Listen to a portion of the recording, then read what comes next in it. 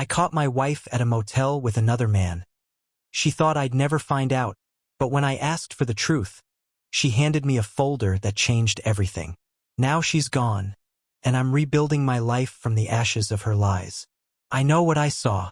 That's my wife's car. So why is she parked outside a motel on a Thursday night? That thought bounced around in my skull as I sat behind the wheel of my Honda Accord, hands gripping the steering wheel tighter than necessary. The sky was heavy with summer rain, drops streaking down the windshield as I stared across the parking lot at a silver Hyundai Sonata. License plate ending in 6Q2. My wife's. She told me she was going to her friend Cassie's for a girls' night. Said she'd be back late. Said not to wait up. And honestly, I wasn't planning to. I trust her. I trusted her. But then I got a text from her boss. Hope Marie feels better soon. We'll miss her at tomorrow's presentation. Presentation? She told me she was off this week. So I drove. I didn't think, I just drove. And now here I am, parked in a gas station lot across the street from the Comfort Stay Inn, watching the motel like it's about to confess its sins. Marie's car is there. I watched a guy get out 20 minutes ago, hood up, jeans slouched, carrying a duffel bag. No sign of her. Not yet. My name's Drew. I'm a 32-year-old high school history teacher. Boring job, maybe, but I like it. I like patterns, context, learning how the past explains the present. But nothing in my textbook-prepped life prepared me for this. For betrayal to pull up in a beige compact and park itself 20 feet from my sanity. Marie's a paralegal. Sharp, driven, compassionate when it counts. We've been married 5 years. Bought a townhouse in Mayfield Heights. Joint checking. Matching toothbrushes. A cat named Tupper because we're the kind of people who name pets after kitchen containers. At least I thought we were. I waited. 10 more minutes. Rain softened, wipers squeaked, and just as I reached for the ignition, the motel room door opened. She stepped out, wearing the same blue hoodie she kissed me goodbye in. And she was laughing. With him.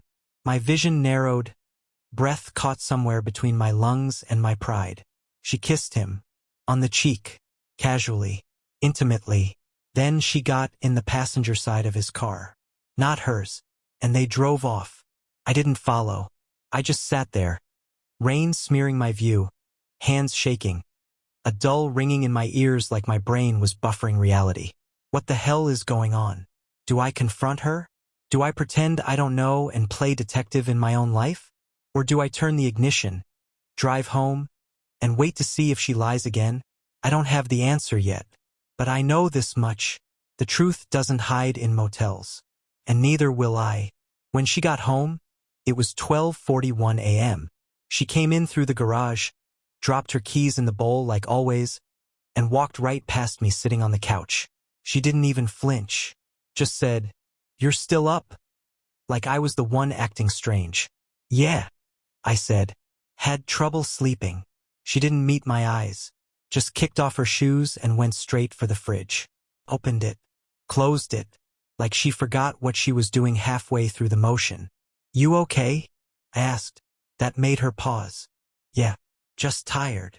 She didn't ask me if I was okay. She didn't notice I changed into sweatpants just to look like I'd been lounging all night. Not sitting in a car staring at her betrayal. She started up the stairs and said over her shoulder, "Cassie says hi, by the way." And that's when I knew for sure. She was still lying. Because Cassie's in Oregon, visiting her mom. I helped Marie pick out the flowers for the Get Well card 2 days ago. I didn't confront her that night. Couldn't. My mouth was full of questions. But my heart couldn't handle the answers. Not yet. Instead, I opened my laptop and started doing something I never thought I'd do in my marriage. I went looking. Emails. Calendars. Photos synced to the cloud. I felt gross. Like I was peeling back a layer of someone I loved just to see what was rotting underneath. But once I started, I couldn't stop. The first clue was in a shared album labeled Work Trip March. She never mentioned that trip. Claimed she was just staying late to prep for a deposition. But there she was. In Chicago. Same guy. Same duffel bag. This time at a rooftop bar, holding 2 martinis and grinning like she'd won something. His name was Elijah Benton. real estate consultant, divorced. I found his LinkedIn in under 5 minutes. They'd been tagging each other in posts with vague, harmless captions. Inspiring conversation. Great minds think alike. He even commented under one of her pictures. Can't wait to see where the next adventure takes us. My stomach turned. Was I the adventure she returned to when the real one was over? The next morning I called off work. Faked a cold. Marie left at 7:40 a.m. sharp. Same as always. She kissed me on the cheek and said, "Love you." I didn't say it back. Instead, I sat there in the silence she left behind and stared at the wall, wondering, how long has this been going on? And more terrifying, what if I never really knew her at all? The next few days were a blur of half conversations and silent meals. She was still playing the part, asking about my day, scrolling on her phone during dinner, making vague weekend plans she had no intention of keeping. I was quiet, too quiet, and Marie noticed. "You've been weird lately," she said one night, curling up on the couch with a throw blanket like we were a normal couple.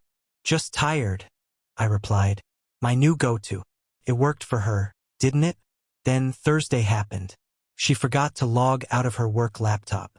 I shouldn't have touched it. I know that. But at this point, the damage was already done. Trust wasn't even on life support. It was buried 6 feet under. The first thing that popped up? A folder labeled training modules. Except inside, there were no PDFs or HR documents. Just photos. Dozens of them. Marie and Elijah. In restaurants. In hotel lobbies. One of them walking along a pier in Savannah holding hands. Another of him brushing her hair behind her ear like some kind of made-for-TV moment. And then there were the emails. Oh, the emails. I only read 3 before I had to stop. Not because I couldn't take the betrayal, but because I couldn't stomach how ordinary it all was. They weren't writing each other steamy love letters. No dramatic ultimatums. Just grocery lists, Netflix recommendations, inside jokes I wasn't part of. He even called her M like I used to. They had built a life in those stolen hours. A soft, secret life where I was just edited out. And then I saw it. An email with a subject line that made my throat close up. Next steps. Should we tell him? I didn't even open it. I just stared at the words like they were burning holes into my brain. That night, she walked through the door with Thai food and kissed me like nothing was happening. She didn't notice the folder I left open on her laptop. She didn't notice the picture I printed and taped to the fridge. The one of them on the pier. No words. Just the image staring her in the face. I watched her eyes land on it. Watched her go pale. But I didn't say a word. I let the silence chew through her confidence like acid. "Drew," she whispered. And I finally asked the only question that mattered. "How long has it been?" She didn't answer. That was her answer. She slept in the guest room that night. Or at least she tried. I could hear her moving, pacing. She opened and closed drawers, blew her nose twice, probably cried in between. At 4:17 a.m., she knocked on my door.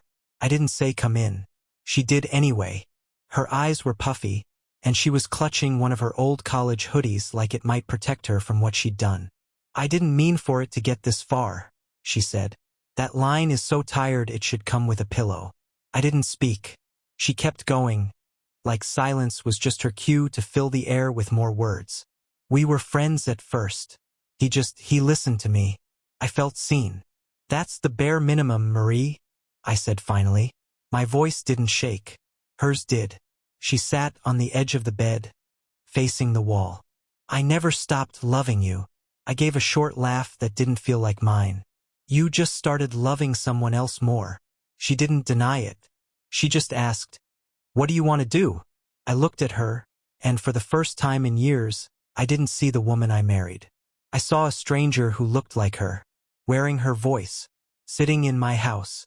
"I honestly don't know," I said. "But I do know I'm done living like I'm the second choice in my own life." Her head dropped, and she nodded like she expected that. Then she got up and walked out, closing the door behind her softly, like it would make any of this hurt less. By Saturday, she was sleeping at her sister's place. She packed 2 duffel bags, left a stack of sticky notes on the counter. Passwords, utility bills, her dentist's info like I was some roommate she was subletting the rest of her life to. She didn't ask for forgiveness. She didn't even ask to talk. I think she knew there was nothing left in the vault to withdraw. I moved her pillow to the closet, stripped the sheets. The smell of her shampoo still clung to the fabric, faint and sugary. I couldn't throw it away, but I couldn't keep it either. So I folded it all up and shoved it in a box labeled M, taped it shut, and stacked it in the garage next to the camping gear we never used. That night, Elijah texted me. I didn't know he had my number. I never meant to hurt you. If you need to talk, I'm open. Open? Like this was a Zoom meeting I could schedule on his calendar? I stared at that message for a long time. Then I replied, "Tell me when it started. Be honest." 3 dots. Then, New Orleans. Last fall. She said you were drifting. I remember that trip. She told me it was a work conference. Said the hotel was boring. That the weather sucked. She came home with pralines and a new necklace I never saw her wear again. New Orleans. Bourbon Street. Me at home grading sophomore essays on the Great Depression while she was losing herself in someone else's hands. I didn't respond after that. But I did one thing that I think surprised even me. I booked a hotel room. Downtown. Corner suite. 2 nights. No one to answer to. No one to make small talk with. I sat by the window with a glass of bourbon, ironically, and watched the city swirl below. That's where the idea hit me. If Marie could build a secret world, why couldn't I build a better one? The Monday after my hotel stay, I walked into my classroom and stared at the empty whiteboard like it owed me an apology. I stood there for a minute. Then I picked up a marker and wrote across it in block letters. What's worth keeping? A student walked in, saw it, tilted his head, and said, "Is this a quiz?" "No," I said. "It's the lesson." They got it. At least the ones paying attention did. Because I was doing the same exercise in my own life. First thing I did was call a locksmith. Changed the locks. Canceled the joint credit card. Moved our savings into a new solo account. Then I walked around the house with a notebook, listing every object we bought together. And beside each item, I wrote either mine, hers, neutral, trash. It felt clinical, but it kept me from spiraling. That's when I found the folder in the back of her desk drawer. A manila envelope with Lake House scribbled on it.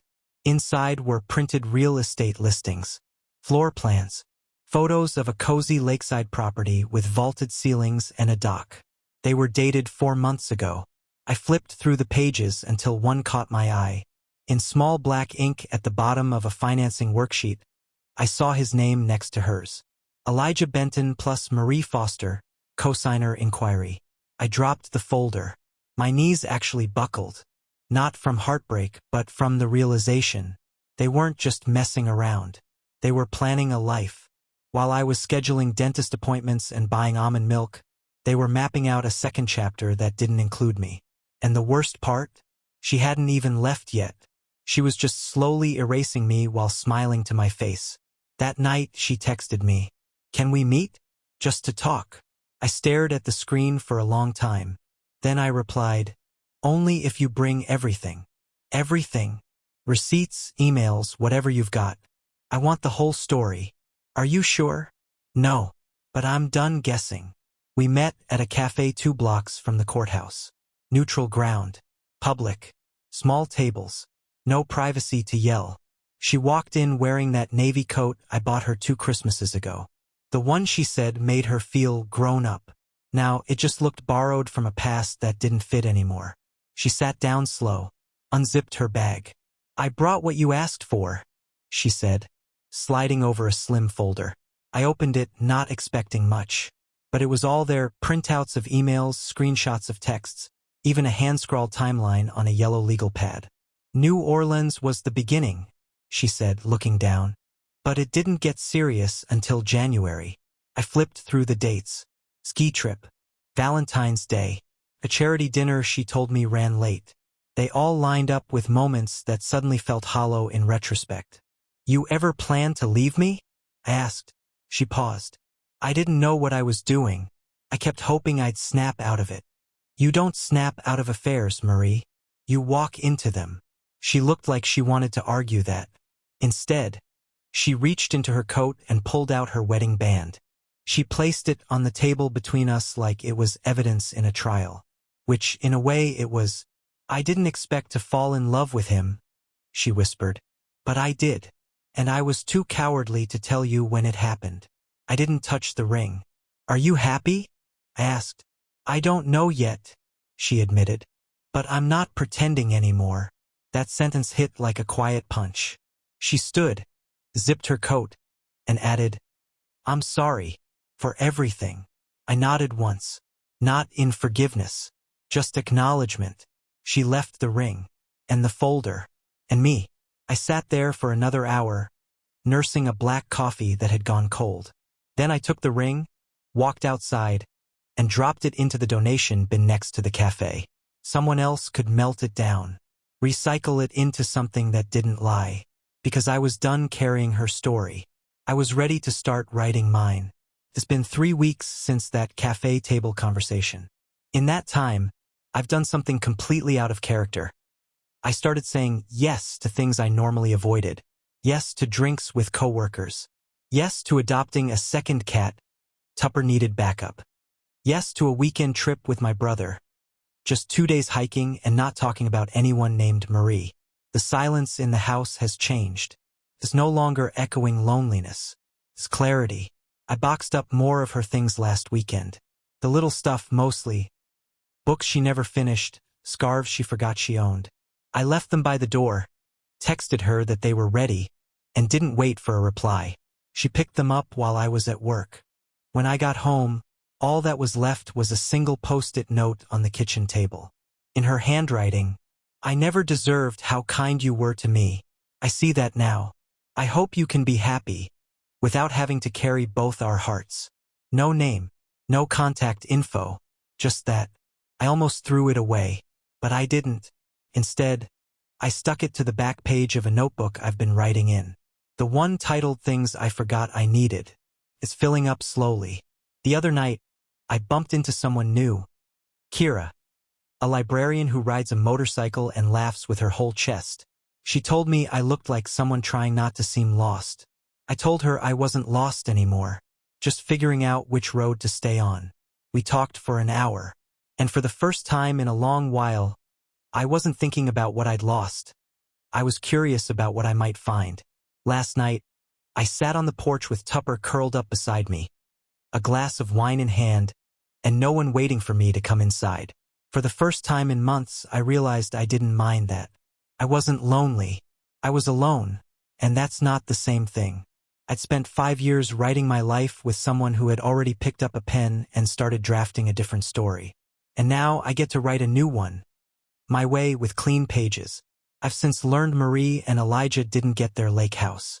Turns out he backed out once he realized what a real-life commitment looked like outside of stolen weekends and hotel linens. She emailed me 2 days ago. Said she's staying with her cousin in Cincinnati and trying to recenter. Whatever that means. She also asked very carefully if I'd be willing to talk sometime. For closure. I haven't replied. Not because I'm angry, but because I no longer need that conversation to heal. Some things don't need to be explained. They need to be left behind. Today, I put her last box in the trash. The one I kept meaning to return, full of odds and ends too small to matter. A dried-out lipstick. A broken keychain. A list of movies we never watched. Felt good. Not victorious. Not vengeful. Just done. And that's how I knew I was okay. Update. Kira and I are taking things slow. We meet for coffee once a week. She still doesn't know the full story, and I'm in no rush to tell it. Right now, I like who I am when I'm around her, and that feels like a win all by itself. I still have bad days. I still flinch when I pass that motel on Route 17. But I don't carry her betrayal like a wound anymore. It's a scar now.